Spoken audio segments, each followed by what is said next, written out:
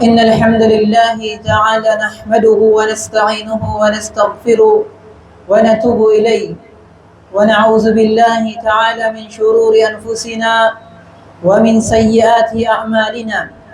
من يهده الله فلا مضل له ومن يضلل فلا هادي له، وأشهد أن لا إله إلا الله وحده لا شريك له يحيي ويميت وهو على كل شيء قدير، وأشهد أن محمدا عبده ورسوله وصفيه وخليله، بلغ الرسالة وأدى الأمانة ونصح هذه الأمة وتركنا على المحجة البيضاء ليلها كنهارها لا يزيغ عنها إلا هالك. اللهم صل عليه وعلى آله وصحبه وسلم تسليما كثيرا. يا أيها الذين آمنوا اتقوا الله حق تقاته ولا تموتن إلا وأنتم مسلمون. وقال أيضا يا أيها الناس اتقوا ربكم الذي خلقكم من نفس واحدة وخلق منها زوجها وبث منهما رجالا كثيرا ونساء واتقوا الله الذي تساءلون به والأرحام إن الله كان عليكم رقيبا. أما بعد فإن أصدق الحديث كتاب الله وأحسن الهدي هدي محمد صلى الله عليه وسلم وشر الأمور محدثاتها وكل محدثة بدعة وكل بدعة ضلالة وكل ضلالة في النار. Ang lahat ng kaluwalhatian at ang pagpupuri at ang pagpupunyagi ay tanging kay Allah Ta'ala lamang. Sa Kanya tayo humihingi ng tulong, sa Kanya tayo humihingi ng tulong, sa Kanya tayo humihingi ng gabay, at sa Kanya lamang tayo humihingi ng kapatawaran. Dahil sino man naisin na gabayan ni Allah Ta'ala ay walang makapagliligaw sa Kanya. At kung sino man naisin na iligaw ni Allah Ta'ala ay walang makapagbibigay ng gabay sa Kanya. Tayo ay sumasaksi na walang karapat-dapat na sambahin maliban na lamang si Allah Ta'ala. At tayo rin ay sumasaksi na si Propeta Muhammad ang kanyang huling sugo at propeta. Naway sumakanya ang pagpapala at kapayapaan ni Allah Ta'ala sa kanyang pamilya, sa kanyang kasamahan, at sa mga taong sumunod o tumahak ng kanyang pamamaraan. Ibadallah, mga alipin ni Allah Ta'ala, katakutan natin si Allah Ta'ala ng totoong pagkatakot sa Kanya. Dahil itong wasiya o itong payo na ito rin ang pinagkalooban ng payo at wasiya ni Allah Ta'ala sa mga naunang nasyon o mga naunang komunidad o mga tao. So sinabi ni Allah Ta'ala, وَلَقَدْ وَصَّيْنَا الَّذِينَ أُوتُوا الْكِتَابَ مِنْ قَبْلِكُمْ وَإِيَّاكُمْ أَنِ اتَّقُوا اللَّهَ. Katotohanan kami ay nagbigay ng wasiya, ng payo, ng paalala sa mga taong nauna sa inyo, أَنِ اتَّقُوا اللَّهَ. At ito rin ay magsisilbing paalala at payo sa inyo ay katakutan ninyo si Allah Subhanahu wa Ta'ala. At sinabi rin ni Allah Ta'ala, Ya ayyuhalladhina amanu attaqullah. O kayong mga nananampalataya, o kayong mga naniniwala, ittaqullah. Katakutan ninyo si Allah Ta'ala. Sa papaanong paraan? Sabi ni Allah Ta'ala, haqqa tuqati, ay dapat totoong pagkatakot sa Kanya, at hanggang kailan? Fala tamutunna illa wa antum muslimun, hanggang sa dapat hindi kayo babawian ng buhay sa mundo maliban na lamang na totoo kayong mga Muslim o totoo kayong mga mananampalataya kay Allah Subhanahu wa Ta'ala. At sinabi rin ni Allah Ta'ala, Ya ayyuhan nas, ittaqu rabbakum. O kayong mga tao, katakutan ninyo ang Panginoon ninyo, alladhi khalaqakum min nafsin wahida, na siya ang lumikha sa inyo mula sa nag-iisang tao o mula kay Adam alayhi salatu wassalam, wa khalaqa minha zawjaha. At mula kay Adam, kanyang nilikha ang babae na si Hawa, at mula sa kanilang dalawa, wabatha minhuma rijalan kathiran wa nisa, nanggaling dito sa kanilang dalawa ang buong sangkatauhan, ang lahat ng kalalakihan at kababaihan. Wattaqullah, ay matakot kayo kay Allah Ta'ala alladhi tasaaluna bihi wal arham, innallaha kana alaykum raqiba. At sinabi ni Propeta Muhammad sallallahu alaihi wasallam, at-taqwa hahuna, at-taqwa hahuna, at-taqwa hahuna. Ang pagkatakot kay Allah Ta'ala, sabi niya, ay naririto. Ang pagkatakot kay Allah Ta'ala ay naririto sa puso ng isang tao. Ang pagkatakot kay Allah Ta'ala ay naririto. Kaya sabi rin sa hadis ni Propeta Muhammad sallallahu alaihi wasallam, ma amartukum fa'tu minhu mastata'tum. Ano man ang ipinag-utos ko sa inyo, gawin ninyo sa abot ng inyong makakaya. Wa ma nahaytukum anhu fajtanibu. At ano man ang ipinagbawal, at ano man ang ipinagbawal, at ano man ang ipinagbawal ko sa inyo ay layuan ninyo, dahil ang pagsunod kay Propeta Muhammad sallallahu alaihi wasallam ay pagsunod din kay Allah Ta'ala. Sa sinabi ni Allah Ta'ala, may yuti'ir rasul faqad ata Allah. Sino man ang sumunod kay Propeta Muhammad ay nakasunod siya kay Allah Ta'ala. At sinabi ni Ali ibn Abi Talib radiyallahu anhu na ang pagkatakot kay Allah subhanahu wa ta'ala ay kanyang sinabi, al-khawfu min al-jalil. Ang matakot ka sa kadakilaan ni Allah subhanahu wa ta'ala. Wal-amalu bit-tanzil. At isabuhay mo ang Quran na ibinaba sa iyo ni Allah Ta'ala. Wal-qana'atu bil-qalil. At makontento ka sa biyaya na natatanggap mo mula sa Kanya. Wal-istidadu li yawmir rahim. At paghandaan mo ang araw na ikaw ay babalik kay Allah Ta'ala. Ito sabi niya ang pagkatakot natin kay Allah Ta'ala. Wa qala, at sinabi ni Abdullah ibn Mas'ud radiyallahu anhu, na sabi niya, at-taqwa, ang pagkatakot, sabi niya kay Allah Ta'ala, yuta'u fala yuqsa. Ang sumunod ka sa kanyang ipinag-uutos sa abot ng iyong makakaya, fala yuqsa, at lumayo ka sa ipinagbabawal ni Allah Ta'ala sa abot ng iyong makakaya. Wa yushkar fala yukfar, at pasalamatan mo si Allah Ta'ala sa lahat ng biyaya, na natatanggap mo mula sa Kanya, fala yukfar. At huwag kang tatalikod sa Kanya, magkufur sa Kanya, sa pamamagitan na ginagamit mo ang biyaya ni Allah Ta'ala sa paggawa ng kasalanan sa Kanya. Wa yudhkar fala yunsa. At lagi mong alalahanin si Allah Ta'ala, fala yunsa. At huwag mong kakalimutan si Allah subhanahu tabarak wa ta'ala. Inna Allah Ta'ala lamma khalaqa al-bashariyya, si Allah subhanahu wa ta'ala, nung nilikha niya ang buong sangkatauhan, ma khalaqahum suda. Hindi tayo nilikha ni Allah Ta'ala nang walang dahilan. Sinabi nga ni Allah Ta'ala patungkol sa kalangitan at sa dunya, sabi ni Allah Ta'ala, la khalqus samawati wal ard akbaru min khalqin nas walakinna aktharan nasi la ya'lamun. Ang pagkakalika namin sa kalangitan at sa dunya ay mas malaki pa kaysa sa pagkakalika namin sa tao.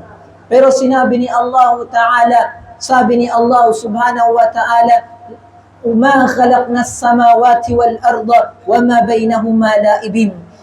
Hindi namin nilikha ang kalangitan at ang dunya na kahit mas malaki pa sa inyo, sa mga tao, na ang kalangitan at ang dunya nilikha namin na mas malaki pa sa tao. Pero sabi ni Allah Ta'ala, hindi namin nilikha ang kalangitan pati ang dunya na kami ay nakikipagbiruan o nakikipaglokohan ng walang dahilan. Wannas, at ang tao ay sinabi rin ni Allah subhanahu wa ta'ala patungkol sa nilalang, sabi ng Allah Ta'ala, kung hindi namin nilikha ang kalangitan pati ang dunya na nakikipagbiruan kami sa kanila, sabi ng Allah Ta'ala, ayahsabul insanu ayutraka suda. Inakala ba ng isang tao na to na nilikha namin sila ng walang dahilan? Afahasibtum annama khalaqnakum abatha wa annakum ilayna la turja'un? Naniniwala bang isang tao na to nang namin silang nilikha o namin siya nilikha? Afahasibtum annama khalaqnakum abatha, na kami ay nakikipagbiruan sa inyo o kami ay nakikipaglokohan sa inyo o nilikha namin kayo ng walang dahilan. Allah subhanahu wa ta'ala yujib, at mismo si Allah Ta'ala ang nagbigay ng babala sa buong sangkatauhan na huwag ninyong sayangin ang buhay ninyo sa walang kwentang bagay dahil hindi namin kayo nilikha na kami ay nakikipagbiruan, at hanapin ninyo ang dahilan kung bakit namin kayo nilikha. So sinabi ni Allah Subhanahu wa Ta'ala, وَمَا خَلَقْتُ الْجِنَّ وَالْإِنسَ إِلَّا لِيَعْبُدُونَ. Ang pinakadahilan kung bakit namin nilikha ang buong sangkatauhan, sabi ni Allah Ta'ala, وَمَا خَلَقْتُ الْجِنَّ وَالْإِنسَ إِلَّا لِيَعْبُدُونَ. Ang pinakadahilan, hindi namin nilikha ang mga jin at ang mga tao, maliban ang pinakadahilan ng pagkakalikha namin sa kanila ay dapat sambahin lamang nila si Allah Subhanahu Tabarak wa Ta'ala. Wa min ajli dhalik, dahil sa pagsamba na ito, Allah Subhanahu wa Ta'ala arsala rusulan mubashirin wa munzirin. Dahil ang isang tao pwede niya maging dahilan sa kanyang sarili sa harap ni Allah Ta'ala, na nilikha siya ni Allah Ta'ala upang itayo ang pagsamba kay Allah Ta'ala. Maaring sabihin ng isang tao, anong paraan para maitayo ko magkaroon ng halaga yung buhay ko sa dunya para gamitin ko sa pagsamba kay Allah Ta'ala? At dito pinadala ni Allah Ta'ala ang mga propeta sa sinabi ni Allah Ta'ala, rusulan mubashirin wa munzirin. لئلا يكون للناس على الله لئلا يكون للناس حجة على الله.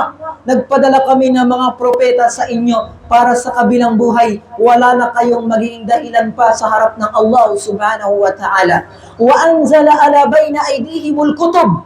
At pagkatapos nito, hindi lang propeta ang pinadala sa inyo, bagkus nagbaba rin ang Allah Ta'ala ng banal at sagradong mga libro, hidayatan linnas, upang magsilbing gabay ito sa buong sangkatauhan. Pagkatapos na mawala ang mga propeta, nandito na ang banal na libro, nandito na ang libro at ang Quran ni Allah Ta'ala, at iniwan sa atin ang sunnah ni Propeta Muhammad sallallahu alaihi wasallam. Sa sinabi ni Propeta Muhammad sallallahu alaihi wasallam, taraktu fikum syai'ain, meron akong dalawang bagay na iniwan sa inyo, la in tamassaktum bihima lam tadillu ba'di abada. Meron akong dalawang bagay na iniwan sa inyo na kapag pinanghawakan ninyo ang dalawang bagay na to, hindi na kayo maliligaw sa dunya. Sabi ni Propeta Muhammad sallallahu alaihi wasallam, kitaballahi wa sunnati, ang Quran, ang salita ni Allah Ta'ala, at ang sunnah ni Propeta Muhammad sallallahu alaihi wasallam. Walakin nasa bihaja, pero ang isang tao ay laging nangangailangan ng paalala sa kanila. Lianna al-insan mahallul khata' wan nisyan. Dahil nga yung tao, natural sa kanya ang nagkakaroon ng kamalian at kasalanan. Natural sa isang tao, nagkakaroon ng kamalian at kasalanan, pero ang pinakamainam sa isang tao, yung matapos gumawa ng kamalian ay kanyang itinatama ang kamalian na to, ay bumabalik siya kay Allah Subhanahu wa Ta'ala.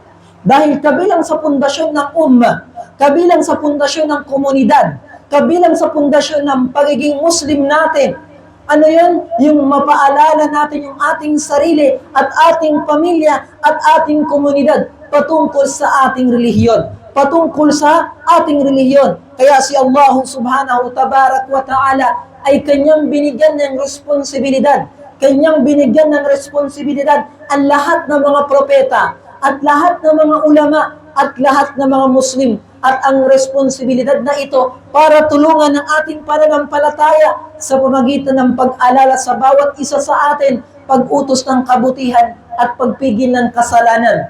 pag-utos ng kabutihan, at pagpigil ng kasalanan. Kaya si Allah Ta'ala, kanyang pinuri ang mga tao, ang mga propeta, ang lahat ng mga tao nagpaalala sa kabutihan at nagpipigil ng kasalanan. So sinabi ni Allah Ta'ala, وَمَنْ أَحْسَنُ قَوْلًا مِمَّنْ دَعَا إِلَى اللَّهِ. Meron pa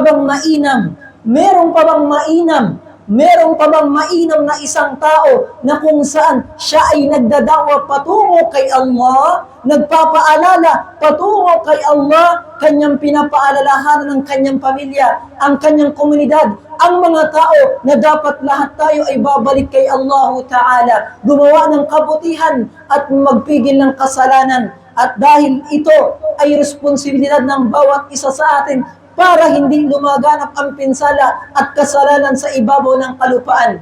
Bagkus inakyat ni Allah Ta'ala ang mga tao, ang umma ni Propeta Muhammad sallallahu alaihi wasallam, pinuri tayo ni Allah Ta'ala sa pagitan ng dalawang bagay na katangian na meron sa atin. Ano yung katangian na yun na pinuri tayo ni Allah Ta'ala? Sabi ni Allah Ta'ala, kuntum khayra ummatin ukhrijat linnas ta'muruna bil ma'ruf wa tanhauna 'anil munkar. Kayo na, sabi ni Allah Ta'ala, ang pinakamainam na tao. Kayo na ang mainam na tao, sabi ni Allah Ta'ala, na nasyon sa lahat ng mga naunang nasyon. Anong dahilan? Sabi ng Allah Ta'ala, ta'muruna bil ma'ruf. Dahil lagi kayo nagpapaalala sa mga tao, gumawa kayo ng kabutihan, wa tanhauna 'anil munkar. Lagi kayo nagpapaalala sa mga tao, huwag kayong gagawa ng kasalanan. Ito ang pundasyon ng umma na to. Ito yung pundasyon ng ating komunidad na lagi tayo nagdadawa sa kabutihan, lagi tayo nagpapaalala sa mga tao. Lagi tayo nagdadawa sa kabutihan, lagi tayo nagpapaalala sa mga tao. Wallahu subhanahu wa ta'ala wa qad haddharana. Kaya nga, binigyan tayo ng babala ni Allah subhanahu tabarak wa ta'ala. Wallahu subhanahu wa ta'ala, binigyan tayo ng babala na kapag hindi natin tinigilan yung mga taong gumagawa ng kasalanan, at kapag hinahayaan lang natin yung mga tao nag-iiwan ng kabutihan, kapag hindi tayo nagpigil sa mga tao gumawa ng kasalanan, at hinayaan lang natin yung mga tao nag-iiwan ng kabutihan, nag-iiwan ng sala, nag-iiwan ng fasting ng Ramadan, hinahayaan mo lang yung mga nagnanakaw, hinahayaan mo lang yung mga adik, hinahayaan mo lang yung riba, lahat ng mga haram, hinahayaan nyo lang sa pagitan na nakikita nyo lang at wala kayong pakialam. Sabi ng Allah Ta'ala, فَاتَّقُوا فِتْنَةً لَا تُصِيبَنَّ الَّذِينَ ظَلَمُوا مِنْكُمْ خَاصَّةً. Katakutan ninyo ang parusa ni Allah Ta'ala, hindi lamang tatamaan yung makasalanan ng mga tao, kung hindi pati yung mga mabubuting mga tao, madadamay din sila. Kasi ang mga tao, okay na sila, wala na akong pakialam sa kanila, ang mahalagang mabuting tao ako. Hindi. وَقَدْ جَاءَ فِي الْحَدِيثِ, kahalin tulad ng binanggit sa hadith, na merong isang malaika na inutusan ni Allah Ta'ala na kanyang parusahan, baliktarin yung isang barangay o yung isang komunidad. Inutusan ng Allah Ta'ala. Bakit? Kasi yung buong lugar na yun, lahat ng mga tao dun hindi na nagsasala. Gumagawa na ng kasalanan, nagzina, nagnakaw, nagriba, wala na. Lahat ng tao hindi na nagsasala, wala na nag-aayuno, wala nang gumagawa ng kabutihan. Inutusan ni Allah Ta'ala yung kanyang malaikat na lahat ng mga tao sa lugar, sa barangay na yung patayin na ng malaikat. Falamma nazal, nang bumaba yung malaikat na yun, wajada fihi fulan. Meron siyang nakakita ng isang tao. Yung isang tao na yung sobrang bait niya. Ang ginagawa niya, nag-asala, nag-fasting, nag-iibada. Faraja, bumalik yung malaikat na yun. Sabi niya, Ya Rab, o aking Panginoon, inna fihi fulan. Meron din isang tao, Ya Allah, na ganito siya, nag-asala, nag-fasting, na ganito. Ang sabi ng Allah Ta'ala, fabda'bih, umpisahan mo na patayin yung mga tao para sa mag-umpisa ka sa kanya. Pinarusahan ng Allah Ta'ala yung komunidad, nag-umpisa sa mabuting tao na yun. Anong dahilan? Anong dahilan? Kasi yung mabuting tao na yun, wala na siyang pakialam sa kanyang komunidad. Hinayaan niya na. Ang ginawa niya, nag-ibada lang siya, nagkanyang-kanya sila. Kaya ang nangyari, kapag sino man nag-iwan ng pagpigil ng kasalanan sa komunidad at iniwan niya yung pag-utos ng kabutihan, yun ang tinutukoy ng Allah subhanahu wa ta'ala, ittaqu fitnatan la tusibanna alladhina zalamu minkum khassa. Katakutan ninyo ang parusa ng Allah ta'ala, hindi lamang tatamaan ang makasalanan, kundi pati ang mabubuting mga tao. Wallahu subhanahu wa ta'ala, walidhalika Allah subhanahu wa ta'ala ay kanyang pinaalalahanan ang mga tao. Ano bang dahilan? Bakit kailangan natin magpaalala sa mga tao kahit ayaw nilang maniwala? Kahit ayaw nilang maniwala? Kahit ayaw nilang maniwala? Ano ang dahilan? Bakit may mga palagi nag-khutba, nag-seminar, nag-lecture? Ang mga tao hindi naman naniniwala. Ang mga tao wala naman pakialam. Hakada wasal. Ito umabot ang punto na kung saan ay pinarusahan ni Allah Ta'ala yung ashabus sabat. Silang mga tao na pinarusahan ni Allah Ta'ala. At may mga tao nagdadawa doon sa kanila, huwag na huwag niyong kayong gagawa ng kasalanan. Huwag na huwag niyong susuwayin si Allah Ta'ala. Kaya sabi ng Allah Ta'ala, وَإِذْ قَالَتْ أُمَّةٌ مِّنْهُمْ لِمَا تَعِذُوا قَوْمًا اللَّهُ مُهْلِكُهُمْ. Sabi ng mga tao na yon, na kung saan gumagawa sila ng dahilan. Gumagawa sila ng dahilan. Bakit pa kayo nagpapakabait? Bakit pa kayo nagpapakabait? Hayaan nyo na lang yung mga tao, halimbawa dito sa Dakota, hindi sila magsala. Hayaan nyo na lang yung mga tao dito sa Dakota, gumagawa ng mga haram. Paparusahan naman sila ng Allah Ta'ala. Anong sabi ng Allah Ta'ala? Nung sinabi ng mga nagdadakwa na yun sa ashabus sabat, ang sabi ng Allah Ta'ala, ma'dhinatan ila rabbikum la'allahum yattaqun, ay magiging excuse namin to sa harap ni Allah Ta'ala sa kabilang buhay na upang makamalay mo yung mga tao na yung makabalik sila kay Allah Ta'ala. Excuse ng mga tao nagdadakwa yun kung bakit tuloy-tuloy pa rin yung pagdadakwa, patuloy ng pagpigil mo sa mga tao na mga gumagawa ng kasalanan, maniwala man sila o hindi, para pumasok sa utak ng tao na yung kasalanan na yung mananatiling kasalanan niya kahit gawin pa ng sa buong sangkatauhan. Walidhalika Allah subhanahu wa ta'ala lamma aqabana, kabilang sa pinaparusa na binigay sa atin ni Allah Ta'ala, hindi nyo ba nakita dito lang sa lugar natin talamang ang lahat ng mga krimen? Bata matanda, nagnanakaw. Bata matanda, gumagawa ng riba. Bata matanda, babae o lalaki, gumagawa ng lahat ng mga kalaswaan. Pero tingnan ninyo, pati yung bata matanda, wala na silang pakialam. Ang resulta sa susunod na henerasyon, yung mga anak natin sila na yung gagawa ng droga. Ang susunod magiging resulta, yung mga kabataan na susunod, sila na yung gagawa ng krimen. Kasi bakit? Nung pinabayaan ng mga tao, lumaganap yung kasalanan at pinabayaan, lagi nakikita ng mata, akala nila naging normal na yung paggawa ng kasalanan sa isang komunidad. At ang gagawin ng Allah Ta'ala, paparusahan na sila. Kasi bakit? Aabot sa punto yan na kapag pati mga bata matanda, normal na nakikita nila yung kasalanan, hahayaan nila, aabot sa punto na ipagtatanggol nila yung taong makasalanan, hayaan nyo na, kasi normal na sa mga taong makasalanan yan. Kapag nakita ninyo ang gantong estado ng komunidad, pati ang mga tao na gumagawa ng kasalanan, at sila na yung naging tama, at ang mga tao gumagawa ng kabutihan, sila na yung naging mali, tandaan ninyo, palatandaan na ng paparusahan ng Allah Ta'ala yung komunidad. Walidhalika, Allah subhanahu tabarak wa ta'ala, kanyang inutusan lahat ng mga propeta, kanyang inutusan lahat ng mga propeta na magdakwa, tigilan yung mga taong gumawa ng kasalanan, at mag-utos ng kabutihan. Anong ginawa ni Propeta Ibrahim a.s. nung hindi nakinig sa kanya yung kanyang komunidad? Ang ginawa niya, iniwan niya, umalis siya sa lugar, iniwan niya, pinarusahan ng Allah Ta'ala. Anong nangyari sa kaum ni Lut a.s.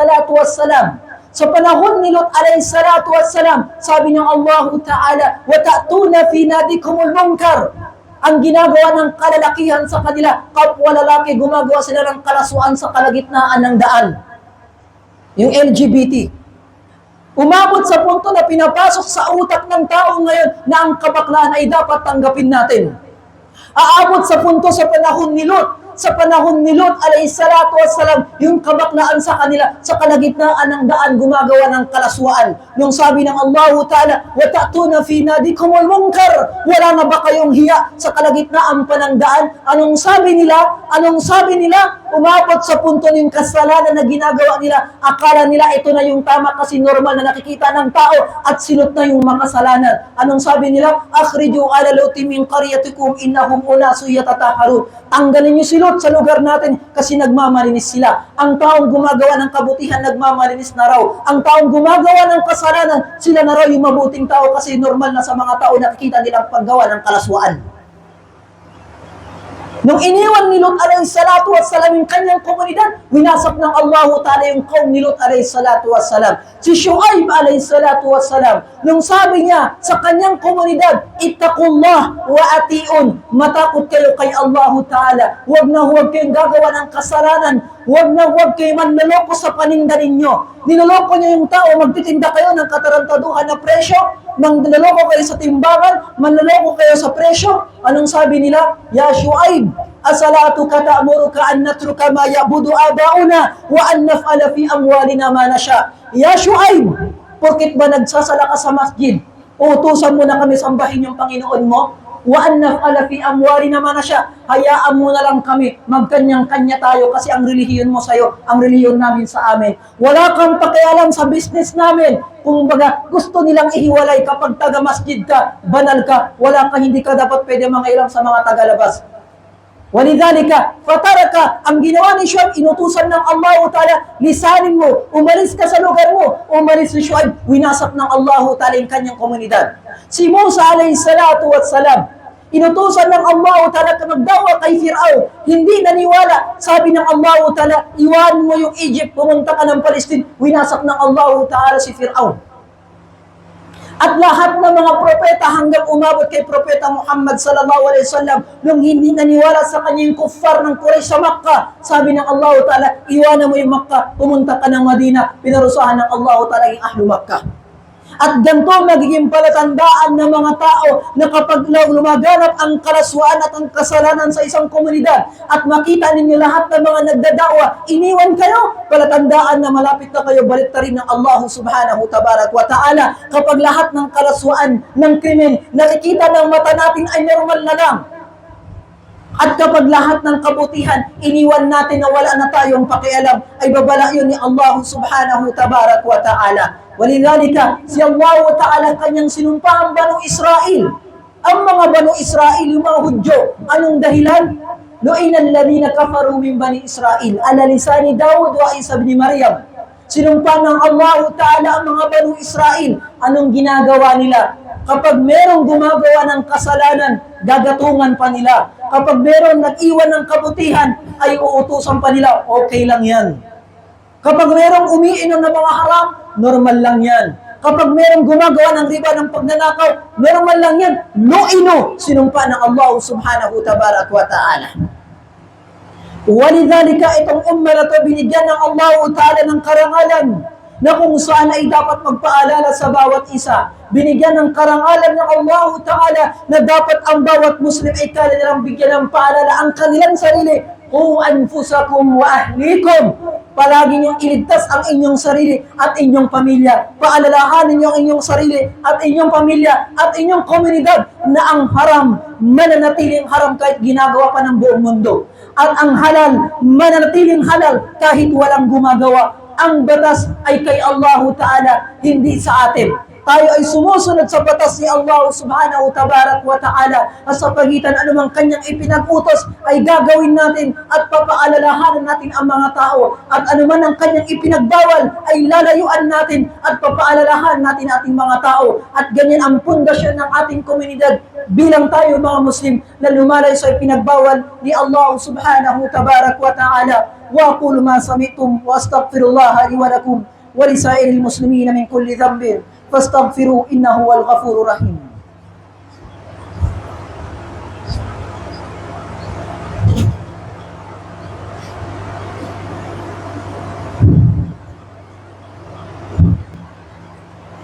Alhamdulillahil wahidil qahhar al-aziz al-ghaffar mukawwiril layli 'ala an-nahar تبصرة لذوي القلوب والأبصار وأشهد أن لا إله إلا الله يقول الحق وهو يهدي السبيل وأشهد أن محمدا عبده ورسوله الصادق المصدوق في كل قيل صلى اللهم على محمد وعلى آله وصحبه وسلم تسليما كثيرا عباد الله mengalipin ni Allah subhanahu tabarak wa ta'ala ittaqullaha tabarak wa ta'ala fi sirri wa alam katakutan ninyo si Allah ta'ala sa abot ng inyong makakaya katakutan ninyo si Allah ta'ala sa pamamagitan ng paggawa ng kabutihan at dapat ipalaganap ninyo ang kabutihan katakutan ninyo si Allah Ta'ala sa pagitan ng paglayo sa kasalanan at dapat pagbawalan ang buong sangkatauhan. Katakutan natin si Allah Ta'ala sa ating pagiging Muslim na gawin natin ang ating makakaya sa ipinakutos ni Allah Subhanahu Tabarak wa Ta'ala. Wa qad ja'a fil athar, binanggit sa isang kwento ng athar ni Abu Darda radiyallahu anhu, lamma kana fi suq fi Damascus, habang siya ay naglalakad sa Syria, sa Damascus, wajada rajulan, nakakita siya ng isang tao na binubugbog sa palengke.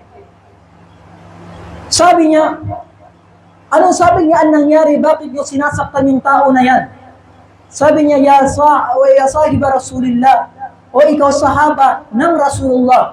Hadar rajul, itong tao na to, sabi niya, ang ginawa niya, ganito, gumawa siya ng krimen, nagnakaw siya, naganto siya. Fakal, sabi niya, idan la araitum, nakita niyo ba kapag ang isang tao nahulog sa isang balon o nahulog sa isang lupa? Sabi niya, madha kuntum taf'alun, anong gagawin ninyo kapag nakita niyo isang tao na dulas o kay nahulog sa isang balon? Sabi niya, nastakhriju, ay kukunin namin siya at ililigtas namin siya. Kadhalika taf'alun. Ganun sabi niya ang gawin ninyo. La tasubu wa la tadribu. Huwag niyong sasaktan, huwag ninyong mumurahin yung tao na yan. Nahulog sa kamalian, paalalahanan ninyo. Bigyan ninyo ng paalala. Utusan niyo gumawa ng kabutihan ang pagbawalan ninyo. Huwag niyong sasaktan muna. Dapat ganito ang isang mananampalataya ng Muslim. Kapag nakagawa ng kamalian ay paalalahanan yung isang tao. Huwag niyong sasaktan ng isang tao. Kapag nag-iwan ng kabutihan ay dapat paalalahanan natin ang isang tao. Hakana kanatil ummatun qaima. Ito yung pundasyon ng umma na ito na itinayo ni Allah subhanahu tabarak wa ta'ala bi kitabillah wa sunnati rasulillah. Sa pagitan ng libro ng salita ni Allah ta'ala at sunna ni Propeta Muhammad sallallahu alaihi wasallam. Walaqad ja'a fil hadith, binanggit sa hadith, sabi ni Propeta Muhammad sallallahu alaihi wasallam, wala ta'murunna bil ma'ruf, dapat kayong mag-utos ng kabutihan, magpaalala ng kabutihan sa anak ninyo, sa asawa ninyo, sa pamilya ninyo, at sa komunidad. Wa tanhauna 'anil munkar, at dapat niyong pigilan o pagbawalan ang mga tao na gumagawa ng kasalanan, illa, maliban kapag hindi niyo ginawa. Yushik, ay papalapit na kung saan paparusahan kayo ng Allah Ta'ala, fatad'unahu, at magdudua kayo kay Allah Ta'ala, na bigyan kayo ng alisin yung problema sa inyo, fala yastajibu lakum, hindi kayo sasagutin ng Allah Subhanahu wa Ta'ala kahit anong dua ninyo. Wa hakadha kana al-insan al-muslim, ito dapat yung nararapat sa isang mananampalataya. Kaya nga binanggit din sa hadis ni Propeta Muhammad SAW, man ra'a minkum munkaran falyughayyiru biyadi. Kapag nakakita kayo ng kasalanan sa anak ninyo, sa asawa ninyo, falyughayyiru biyadi, ay dapat ninyong pigilan sa pamamagitan ng kamay ninyo. Fa in lam yastati fa bilisani, kapag hindi nyo kaya sa pagitan ng bibig ninyo. Wa in lam yastati fa biqalbi, ay kapag hindi nyo kaya sa pagitan ng puso ninyo, وَذَلِكَ أَضْعَفُ الْإِيمَانِ, at ito ng pinakamahinang pananampalataya kapag hanggang sa puso lang siya. Kaya nararapat sa isang mananampalataya na ating tulungan ng ating mga Muslim, hindi lang sa pagitan ng pera, hindi sa pagitan ng pisikal, kung hindi ang pinakatotoong pagtulong mo sa isang mananampalatayang Muslim ay paalalahanan po siya patungko sa Islam. Maniwala man siya o hindi, ang mahalaga, yung mga nakikita niyang haram, hindi papasok sa utak niya. Ito nga, ginagawa niya so bakit mo ko pipigilan? Ganito na yung magiging dahilan ng mga tao kapag gumagawa ng kasalanan. Magiging dahilan nila at tatanggapin nila sa utak nila yan. At hindi sana tayo umabot sa ganyang sitwasyon at umabot sa ganyang panahon na kung saan ang gagawin ng mga tao, i-justify nila yung haram. Paglalaban nila yung haram kasi paniniwalang haram, akala nila yun na yung halal. At iiwanan yung halal kasi nakikita nilang halal, sabihin nila ito na yung bid'ah. Wa na'udhu billahi ta'ala. At naway protektahan tayo ng Allah ta'ala sa fitna sa gantong mga sitwasyon. At naway gabayan tayo ni Allah ta'ala sa matuwid na landas at pagkalooban tayo ni Allah ta'ala ng kaalaman sa reliyon ng Islam para magsilbing gabay sa buong sangkatauhan. Inna Allah wa malaikatahu yusalluna ala nabi. Ya ayyuhalladhina amanu sallu alaihi wa sallimu taslima. Allahumma salli ala Muhammad wa ala ali Muhammad kama sallaita ala Ibrahim وعلى آل إبراهيم إنك حميد مجيد وبارك على محمد وعلى آل محمد كما باركت على آل إبراهيم وعلى آل إبراهيم بالعالمين إنك حميد مجيد وقال ربكم ادعوني أستجب لكم آمين يا رب العالمين. اللهم اغفر لنا ذنوبنا ما قدمنا وما أخرنا وما أعلنا وما أسررنا. اللهم إنا نسألك الهدى والتقى والعفاف والغنى. اللهم ارزقنا إيمانا صادقا. اللهم وفقنا بأن نكون أمة نأمر بالمعروف وننهى عن المنكر يا رب العالمين. اللهم اقسمنا من الفتن ما ظهر منها وما بطن يا مجيب الدعوات يا رب العالمين. ربنا اغفر لنا ذنوبنا ما قدمنا وما أخرنا وما أعلنا وما أسررنا يا رب العالمين. اللهم اغفر لنا ذنوبنا وذنوب آبائنا وأمهاتنا ولجميع المسلمين الأحياء منهم والميتين برحمتك يا أرحم الراحمين. ربنا هب لنا من لدنك رحمة إنك أنت الوهاب. ربنا آتنا في الدنيا حسنة وفي الآخرة حسنة وقنا عذاب النار وادخلنا الجنة مع المتقين الأبرار. وصلى اللهم على نبيك محمد وسلم تسليما كثيرا. سبحان ربك رب العزة عما يصفون وسلام على المرسلين والحمد لله رب العالمين. أقم الصلاة إن الصلاة تنهى عن الفحشاء والمنكر ولذكر الله أكبر والله يعلم ما تصنعون.